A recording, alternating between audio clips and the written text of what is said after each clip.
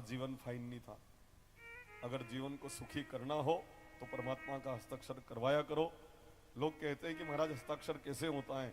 किसी भी अधिकारी के पास आप दस्तखत के लिए जाते हो, हस्ताक्षर के लिए जाते हो, तो 1 2 3 4 बार आपको जाना पड़ता है, उसके बाद साइन होते हैं। भले बैंक मैनेजर के या किसी के भी साइन 2-4 बार जाओ तब होते हैं। आप रोज रोज भगवान के मंदिर में जाया करो, भगवान की नजर जब पड़ जाएगी तो वो साइन कर देंगे आपकी। साइन कब होता है? आप बार बार जाओ, कई बार जाओ। अरे परमात्मा की बात तो बहुत ऊंची है। ये जो बहुत सफल लोग रहते हैं, इनका ऑटोग्राफ जो लेते हैं, इनके हस्ताक्षर कराते हैं डायरी में, उनका ऑटोग्राफ, अगर ऑटोग्राफ लेना हो तो कई बार उनके पास जाना पड़ता है तो दस्तखत कर दे। ये तो जगत के पति हैं। अगर उनकी दृष्टि आपके ऊपर पड़ गई, जिनके जीवन में परमात्मा का साइन है, वास्तव में उनका जीवन फाइन है। आइए प्रिया प्रीतम सरकार के चरणों में प्रणाम करते हुए अपने जीवन में भी परमात्मा का हस्ताक्षर करवा ले। और राधा जी अगर कह देंगे ना तो जल्दी से परमात्मा का हस्ताक्षर हो जाएगा, ठाकुर जी का, श्री सांवरिया सेठ का। देखिए कितने जल्दी प्रसन्न होते हैं, कितनी करुणा के सागर हैं ये। एक व्यक्ति बैठे बैठे राधे राधे नाम उच्चारण कर रहा था, अचानक एक दिव्य प्रकाश होता है, बड़ा तेज प्रकाश होता है, और इतना तेज प्रकाश की असहनीय। जब इन्होंने नेत्र खोले तो क्या देखा कि श्री राधा जी वहां पर प्रकट हो गए हैं। जब इसने राधे राधे बोला ना, क्या बोला इसने? अब धीरे धीरे होगा वो। क्या बोला इन व्यक्ति ने? वाह वाह। और वाह, बहुत बढ़िया। ये राधे और ये दोनों तो राधे श्याम, ये ध्यान रखना है हमको। तो जब ये राधे राधे स्मरण किया करते थे ना, तो भगवान श्री प्रियाजू सरकार प्रकट हो जाते हैं। बड़ा दिव्य तेज प्रकाश, एकदम आंखें खोली। अरे राधा जी आप, अभी तो मेरे मन में मलिनता भी है, अभी तो मेरे जीवन में मुझे ऐसा लगता है कि सब पाप मिटे नहीं है, और आपके दर्शन मुझे हो गए, मैं कितना सौभाग्यशाली हूं। पर राधा जी मेरे यहां पर कोई आसन भी नहीं है जहां मैं आपको बिठा पाऊं। तब राधा जी कहते हैं आप चिंता मत करो, मैं स्वयं आसन बना लूंगी। जितने भी पाप थे, राधा जी ने अपनी दृष्टि से सब पापों को खत्म करके, उन पापों के ऊपर समाप्त करके आसन बना दिया है वहां पर। उसके ऊपर राधा जी विराजमान हो जाते हैं। और जैसे ही राधा जी विराजमान हुए, थोड़ी देर में सांवरिया सेठ भी अंदर आ गए। राधा जी ने कहा क्यों श्याम सुंदर, इनकी कुटिया तो मैली भी है, अंधेरी भी है, आप कैसे पधार गए यहां? तब श्याम सुंदर कहते हैं राधे, मैं पहली बार सुन रहा हूं कि जहां पर तुम चली जाओ, जहां पर तुम्हारा प्रकाश हो जाए, वहां पर अंधेरा बाकी रह सकता है क्या? जहां आप चली जाओ वहां अंधेरा रह सकता है, पाप रह सकते हैं क्या? दोनों बड़े बड़े आशीर्वाद प्रदान करते हैं उस व्यक्ति को। तो आप जब राधे राधे स्मरण करते हैं, तब ये मान लेना कि आपके सारे पाप समाप्त होकर श्री राधा जी तत्काल आपके ऊपर प्रसन्न हो जाया करते हैं। एक बार भी कोई राधे नाम बोल देना तो वो बड़े पुण्य का भागीदार बन जाता है, और उसके सारे पाप समाप्त हो जाते हैं। इसलिए राधे राधे।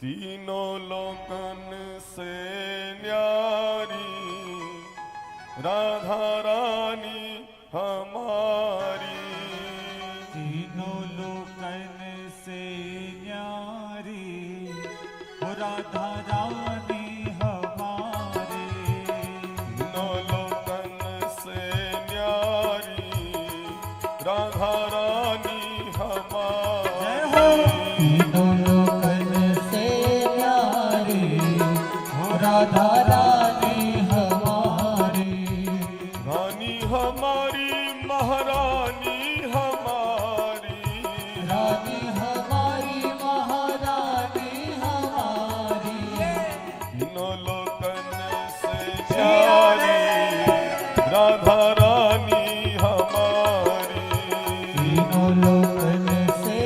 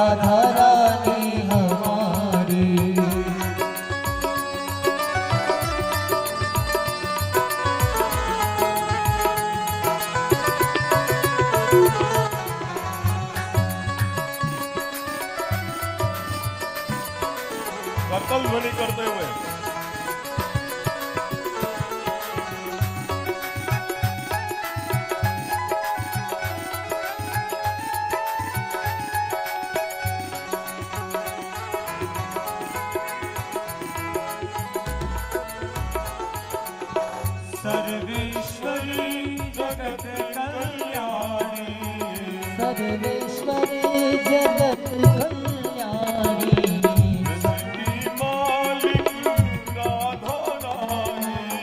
ब्रज की मालिक राधा रानी यहाँ कोई न रहता भिखारी राधा रानी हमारी यहाँ कोई न रहता भिखारी हो राधा रानी हमारी तीनों लोकन से प्यारी राधा रानी हमारी हो तीनों लोकन से न्यारी हो राधा रानी हमारी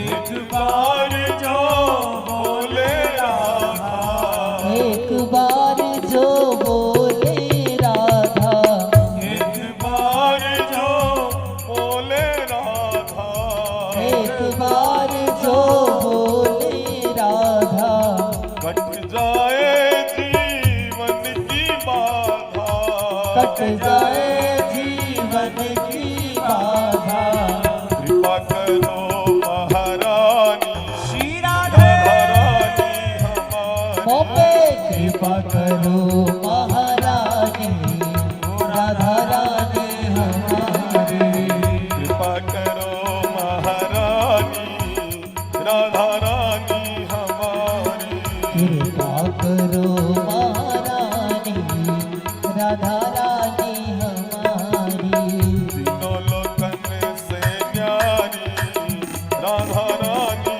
हमारी तीनों लोकन से न्यारी राधा रानी हमारी तीनों लोकन से न्यारी राधा रानी हमारी तीनों लोकन से न्यारी हो राधा रानी हमारी भोले श्री सदगुरुदेव की जय श्री लाडली लाल की जय राधे तू बड़ भागिनी कौन तपस्या कीन तीन लोक तारण तरण सो तेरे आधीन बोले श्री सदगुरुदेव की जय श्री प्रिया प्रीतम सरकार की जय श्री लाडली लाल की जय जय। तो श्री राधा जी व्यक्ति को पात्र बनाती है। अगर कोई व्यक्ति पापी भी है, उसके पापों का अगर अंत नहीं है और वह संकल्प ले ले कि जीवन में अब पाप नहीं करूंगा, और राधा जी का अगर स्मरण कर ले और चला जाए उनके चरण में, तत्काल उसके पापों को वहां पर समाप्त करके उसको भगवान के दर्शन का पात्र बना दिया जाता है। देखो कितना जल्दी सारे पापों को समाप्त करना हो तो सर्व कर्म परित्यक्त मामेकम शरणम ब्रज, इस भाव के साथ आइए द्वितीय दिवस की कथा को हम समझते हैं। कल तक हमने आपके समक्ष वर्णन किया था भक्ति, ज्ञान और वैराग्य का दुख नाश हो जाना। काय से दुख नाश हुआ? भगवत जी से। जब भगवत जी को सुना ना तो दुख नाश हो गए, और भगवत जी को जब शुभारंभ किया ना तो सूत जी महाराज यही तो कह रहे हैं, सभी दुखों का शमन करने वाला ग्रंथ है ये। कर्ण रसायनम, कान का रसायन भी है। अभी तक कान की तरफ से जो कुछ सुना हो, नहीं सुनना चाहिए ऐसा सुना हो, तो भगवत जी रूपी औषधि लेकर, इस दवाई को लेकर कान की तरफ से उस दोष को अपन समाधान कर सकते हैं। अब विचार पड़ता है कि महाराज 70 साल की बीमारी लगी हुई, जतरी उम्र है आपकी, 30 साल, 40 साल, 50 साल, 60 साल, 70 साल, इतने साल की बीमारी ने खाली 7 दिन की कथा में ठीक हो जाएगी? कल के दिन तो हम आ नहीं पाए और 6 दिन में ये बीमारी ठीक हो जाएगी क्या? हो सकती है। कैसे? जब तन अस्वस्थ हो, बीमार हो, गोली कितनी बड़ी लेते हो आप? डॉक्टर साहब भी बैठे अपने बीच में, गोलियां वाले। अच्छा, गोली कितनी बड़ी लेते हो? अतरी बड़ी नहीं, टुकड़ा टुकड़ा करीन तोड़ी तोड़ी ने आप लेते होंगे। कितनी बड़ी गोली? इतनी सी बड़ी, 2 ग्राम की गोली। और शरीर का वजन कितना? 70 किलो, 80 किलो, 90 किलो। पूरे शरीर की बीमारी को वो गोली ठीक कर देती। बुखार अगर आवे, एक गोली ले लो, पूरे शरीर में पसीना होता है। खाली 2 ग्राम अतरी जगह पे पसीनो नहीं होगा कि गोली खादी तो यहाँ जैन टकी तो खाली यानी ढूंढी ढूंढी पे थोड़ा पसीनो हो जा और बाकी कहीं पर नहीं साथ। वो इतनी सी बड़ी गोली लेने से पूरे शरीर का बुखार उतर जाया करता है। उसी तरह से 6-7 दिन कथा सुन लो तो 70 साल की बीमारी है उसका इलाज हो जाया करता है। पूरा इलाज है वो, ऐसा नहीं कि खाली 10-15 साल पीछे वाले, 20 साल 30 साल पीछे वाले, नहीं, अभी तक जितना भी हुआ है उसका इलाज हो जाएगा। नहीं सुनना चाहिए वो सुना हो, चुगली सुनी हो, निंदा सुनी हो, जो नहीं सुनना चाहिए ऐसे अपशब्द सुने हो, और सुनाते तो हैं लोग, नहीं सुना देते हैं। कई तरह की अनर्गल बातें, अपशब्द अगर इन कानों से सुनने को मिले हो, परमात्मा ने काय के लिए दिए थे कान?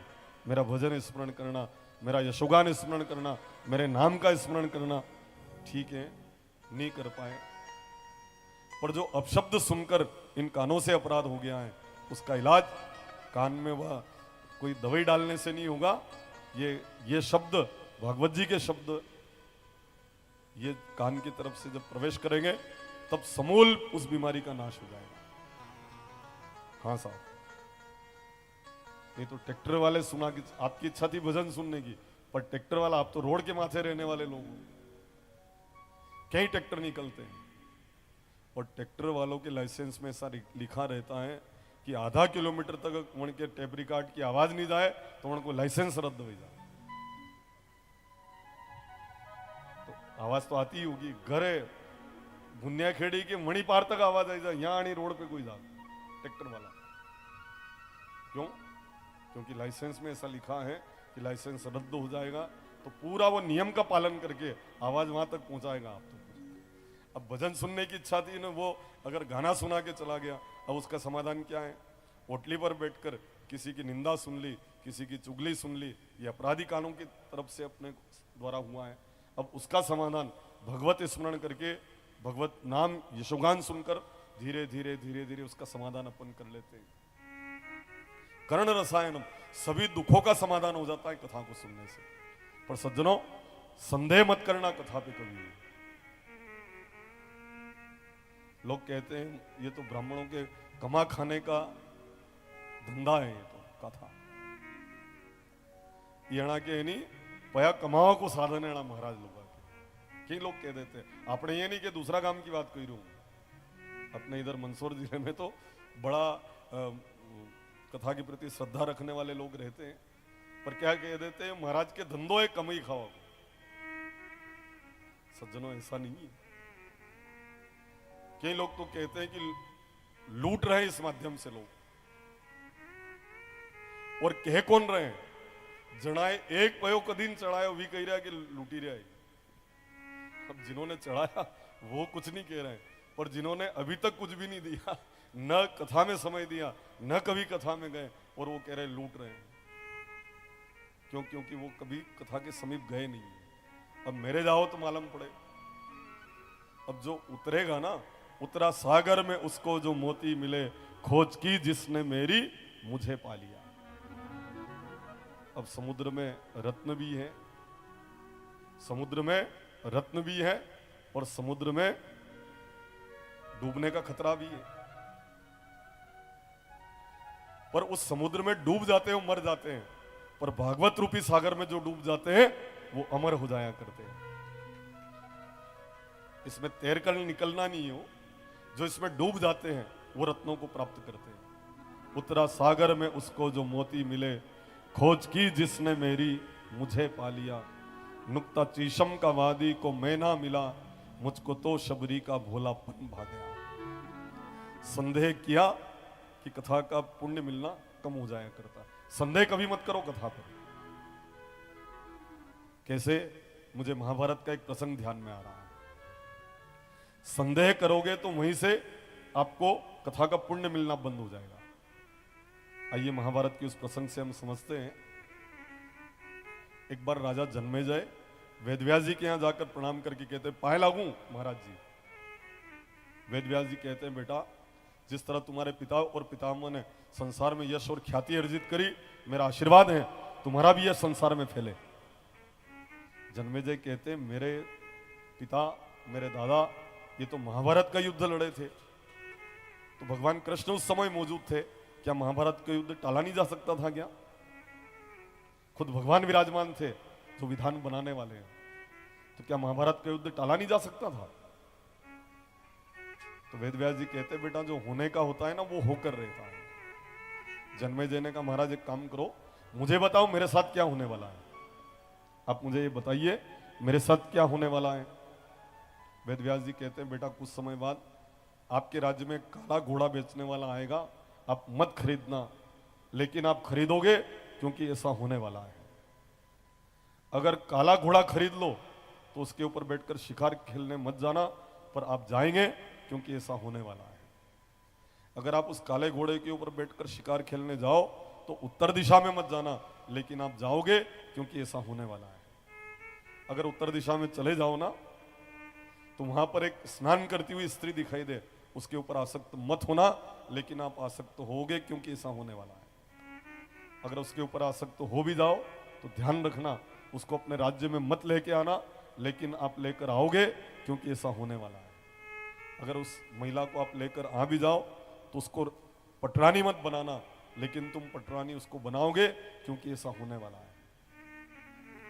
अगर उसको पटरानी बना भी लो तो उस महिला के कहने से यज्ञ मत कराना, लेकिन तुम यज्ञ कराओगे क्योंकि ऐसा होने वाला है। अगर यज्ञ कराओ भी सही तो जवान ब्राह्मणों को मत बुलाना, लेकिन तुम बुलाओ होने वाला है। और जवान ब्राह्मण अगर आ भी जाए यज्ञ में तो उस महिला के कहने से उन 16 ही ब्राह्मणों की हत्या मत करना, लेकिन तुम करोगे क्योंकि ऐसा होने वाला है। आपको ब्रह्मत्या लगेगी उन 16 ब्राह्मणों को मारने की। जन्मेजय हंसकर कहते हैं, सब कपोल कल्पित बात है, ऐसा कुछ भी नहीं होगा, ऐसा हो ही नहीं सकता है। ऐसा संभव है क्या? मैं कुछ भी नहीं होने दूंगा इसमें से। आपने जो जो कहा है ना, ये कुछ भी नहीं होगा मेरे जीवन में। ये कहकर जन्मेजय तो चले गए। एक तरह से विधान को चुनौती दे दी राजा जन्मेजय ने कि ऐसा कुछ भी नहीं होगा। कुछ समय बाद एक अस्तबल के सैनिक ने आकर कहा, महाराज ऐसा घोड़ा है, ऐसा घोड़ा आया है पहली बार कि उच्चैश्रव से भी ज्यादा गुणवान है, पर काले रंग का है। आपने हमसे कह रखा है कि काले रंग का मत खरीदना, पर ऐसा गुणवान घोड़ा आज तक हमने नहीं देखा। ठीक है, महाराज ने कहा था मत खरीदना, पर चलो खरीद लेते हैं। अगर इतना अच्छा गुणवान है ले लो, कोई बात नहीं। घोड़ा खरीद लिया। अब राजा का जब आखेट का मन हुआ, शिकार खेलने का मन हुआ, सारे घोड़े बीमार थे, खाली वही घोड़ा स्वस्थ था जो अभी खरीदा और काले रंग का था। ये राजहट था, शिकार खेलने जाना तो आज ही जाना। ये 4 हट बहुत ज्यादा ऐसे हैं कि इनको पूर्ण करना परम आवश्यक हो जाता है। कौन कौन से 4 हट हैं? राजहट, योगी हट, बाल हट और तिरिया हट।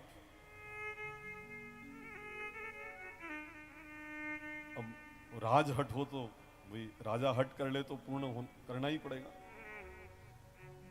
एक बाल हट, बच्चे भी कैसा हट करते हैं जब वो अपनी पर आ जाए। एक होता है जोगी हट, योगी हट, और एक होता है त्रिया हट। हट के ऊपर चढ़ जाए, आज पियर जानो है मतलब जानो है। अगर कह दिया ना जाना है मतलब जाना है। अगर उधर से मना कर दे तो पूरा दिन लाइट फाल्ट में वही तक तड़ंगिया पड़ेगा। जीजो मैं यहां की बात नहीं कर रहा हूं, दूसरा गांव की हो। पूरे दिन तड़ तड़ तड़ तड़ तड़ तड़ जो थोड़े से तार वो फाल्ट वाले होते हैं ना, तो देखना तड़ तड़ तड़ तड़ तड़। यो कही है, यो हट है। कौन सा हट था कि पिहर जाना था, ये त्रिया हट था, आपने ध्यान नहीं दिया तो लाइट फाल्ट देगा न, या जहां तक पिहर नहीं जमाएगा महीना तक भी फाल्ट वही सके। जब तक पियर का कांकड़ नहीं देखे वहां तक या तड़ तड़ तड़ तड़ तड़ तड़ तड़ तड़ रोज। ये हट है साहब, इसको कहते हैं त्रिया हट। तो चूंकि राजहट था, आज ही शिकार के लिए जाना है, अब काले रंग का घोड़ा लाकर उपस्थित किया, सब बीमार है, यही घोड़ा है, कोई बात नहीं, इसके ऊपर बैठकर जाएंगे, उत्तर दिशा में नहीं जाएंगे और क्या, पर दक्षिण दिशा की तरफ वो गए, कुछ भी नहीं मिला। वो एक हिरन का पीछा करते करते उत्तर दिशा की तरफ चले आए, मालूम पड़ा उत्तर दिशा में मैं आ चुका हूं। गुरुजी ने कहा था उत्तर दिशा में मत जाना, पर मैं आ गया हूं। चलो, जो महिला दिखेगी उसके ऊपर आसक्त नहीं होंगे और क्या। योग से एक महिला स्नान कर रही थी, मना सकता हूं, प्रणय प्रस्ताव। महिला ने कहा कि अगर मुझे पटरानी बनाओ तो मैं आपके प्रणय प्रस्ताव को स्वीकार करूंगा। कहा है ना, कामी ही नारी पियारी जिमी, लोभी प्री जिमी दाम, तिमी रघुनाथ निरंतर प्री लागहु मोहि राम। जब उस महिला ने कहा कि मुझे पटरानी अगर आप बनाओ तो मैं आपके वामांग में बैठ सकती हूं, आपकी पत्नी तब बनूंगी कि आप मुझे अपनी पटरानी बनाओ। राजा ने कहा, महाराज ने कहा था पटरानी मत बनाना, पर परिस्थिति ऐसी आ गई, इसको पटरानी बनाना पड़ रहा है। चलो एक काम करते हैं, इसको पटरानी बनाने का आदेश कर दे। हाँ ठीक है, मैं तुम्हें पटरानी स्वीकार करता हूं। महिला कहती ऐसे थोड़ी, यज्ञ कराना पड़ेगा। अब यज्ञ के लिए मुहूर्त चाहिए। मुहूर्त कुछ भी नहीं, कल से यज्ञ प्रारंभ करना है, क्योंकि कामी नारी पियारी जीवी, कल ही यज्ञ करना है। इसलिए जल्दी से जल्दी ब्राह्मणों की व्यवस्था की जाए। सारे वृद्ध ब्राह्मण कहीं यज्ञ करवा रहे थे तो जवान ब्राह्मण मिले। उनको ध्यान आता है जन्मेजय को कि गुरुजी ने कहा था जवान ब्राह्मणों को मत बुलाना, पर योग से ये जवान ब्राह्मण ज मिले, कोई बात नहीं, बुला लो। ब्राह्मण आते हैं, युवावस्था में थे, बहुत विधान से यज्ञ कराते होंगे, विद्वान तो थे, बहुत विधि विधान से यज्ञ हुआ, यज्ञ की पूर्णाहुति भी होगी। ब्राह्मणों को बिठा, 16 ब्राह्मणों को, और जैसे ही उनके सामने थाली परोसी और प्रसाद पाने के लिए कहा गया, अचानक हवा आई और जो महिला थी ना अभी अभी जिसका विवाह हुआ, उसका घूंघट उस हवा से हट जाता है। घूंघट हटते ही 16 ब्राह्मण हंस पड़ते हैं। उनके मन में कोई विकार थोड़ी आया, कोई दोष नहीं था उनके मन में। वो तो ये कह रहे थे कि जो साम्राज्ञी के पद के ऊपर बैठने जा रही हैं, जो रानी बनने जा रही है, पटरानी बनने जा रही है, वो अपना घूंघट भी नहीं संभाल पा रही है, इतना बड़ा पद कैसे संभालेंगी। ये सोचकर 16 ब्राह्मण हंसे थे। उस महिला को ऐसा लगा कि 16 ब्राह्मण मेरा अपमान कर रहे हैं। वो आदेश करती है, राजन तलवार निकालो और इन 16 ब्राह्मणों का धड़ से सिर पृथक कर दो, अलग कर दो। अब तलवार निकालिए, मेरा अपमान कर रहे हैं, मेरे ऊपर हंस रहे हैं 16 ब्राह्मण, इनका सिर धड़ से अलग कर दो। अब राजा तो स्त्री आसक्त थे, तलवार निकाली, 16 ब्राह्मणों की हत्या कर दी। उनके उस दोष के कारण, अपराध के कारण जन्मेजय के शरीर में कोढ़ हो जाता है। दौड़ते दौड़ते गए जाकर वेदव्यास जी से कहा, गुरुदेव आपने कहा था ना कि ऐसा ऐसा होगा, वो सब मेरे साथ हो गया। उत्तर दिशा में भी चला गया, काला घोड़ा भी मिल गया, महिला मिल गई, यज्ञ कराया, जवान ब्राह्मण बुलाए, 16 ब्राह्मण की हत्या हो गई और शरीर में कोढ़ का रोग हो गया। आप कह रहे थे ना कोढ़ होगा, वो हो चुका है। अब इसका समाधान क्या है? वेदव्यास जी कहते हैं इसका समाधान है, आप महाभारत की कथा को ध्यान से सुनना, पर संशय मत करना, संदेह मत करना, क्योंकि अभी तो तुम्हारे साथ और भी होने वाली है। संदेह मत करना। जन्मेजय ने कहा संदेह नहीं करूंगा, मैं शंका करूंगा ही नहीं। वेदव्यास जी कहते तुम शंका जरूर करोगे। जन्मेजय ने कहा नहीं करूंगा। जरूर तुम शंका करोगे, नहीं करूंगा। अब भी अहंकार है वो, मैं संदेह नहीं करूंगा। अगर वो शरणागत हो जाते तो शायद कोई समाधान मिल जाता, पर वो कह रहे नहीं, अब मेरे साथ घटना घट ही नहीं सकती है। अभी भी मन देखो आप, तुम वैशंपायन जी से जाकर महाभारत की कथा सुनना, पर कथा सुनते समय शंका मत करना। तुम शंका जरूर करोगे, और जहां शंका करोगे, कथा सुनते सुनते आपके जैसे जैसे कोढ़ का रोग दूर होता चला जाएगा। पर जहां संदेह आ गया, वहां पर आपके घुटनों का रोग रह जाएगा। तुम संदेह जरूर करोगे, घुटने का तक आकर आप संदेह कर लोगे और वहीं से आपके वो कोढ़ का रोग मिटना समाप्त होगा और वही आपकी मृत्यु का कारण बनेगा। जन्मेजय ने कहा मैं शंका करूंगा ही नहीं महाभारत में। महाभारत वर्णन कर रहे हैं वैशंपायन जी और वर्णन करते करते कह रहे हैं कि भीम में इतना बल था कि शत्रु पक्ष के हाथी सूंड पकड़ी, घुमाया और जैसे ही ऊपर फेंका, आज तक हाथी ऊपर घूम रहे हैं। जन्मेजय ने कहा थोड़ी टकवारी की को कम से कम, छोटा सा पत्थर फेंकते थोड़ी देर में नीचे आ जाता है, ने हाथी फेंके ऊपर, ने अबार तक ऊपर घूम रहे यूं।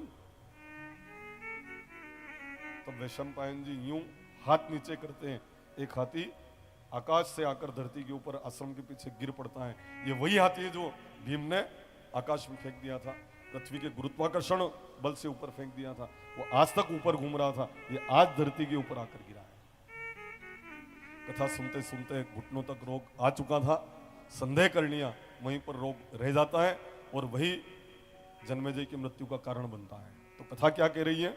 कथा सुनोगे धीरे धीरे आपके सब पाप दोष समाप्त होते चले जाएंगे, पर जहां पर आप शंका कर लोगे भागवत जी के ऊपर, कथा के ऊपर, बस वहीं से आपकी बीमारी कटना दूर हो जाएगी। आपकी बीमारी नहीं कटेगी, फिर बीमारी को काटना है संशय रहित होकर, शंका रहित होकर, संदेह न करके आप कथा को श्रवण करेंगे तो धीरे धीरे आपके सब रोग, दुख, संताप और कष्ट समाप्त होते चले जाएंगे। आइए, जब ऐसा प्रमाण मिलता है तो बड़ी श्रद्धा से हम भागवत जी को प्रणाम करते हैं।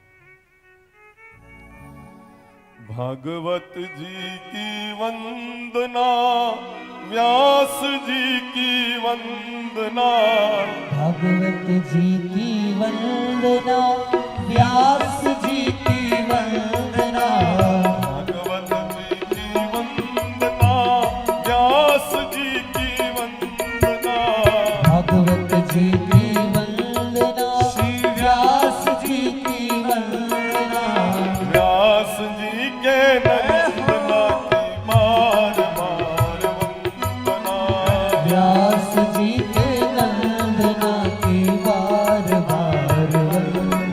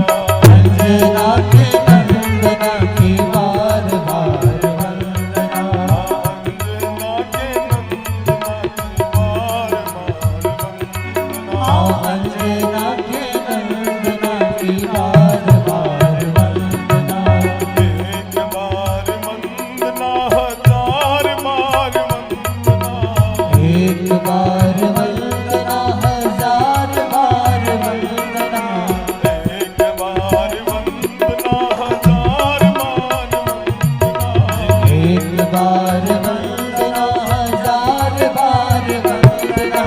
गुरु जी के चरणों में बार बार हरि गुरु जी के चरणों में बार बार वंदना।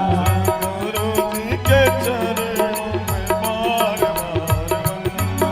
हरि गुरु जी के चरणों में बार बार वंदना। गुरु जी के चरणों में बार बार वंदना।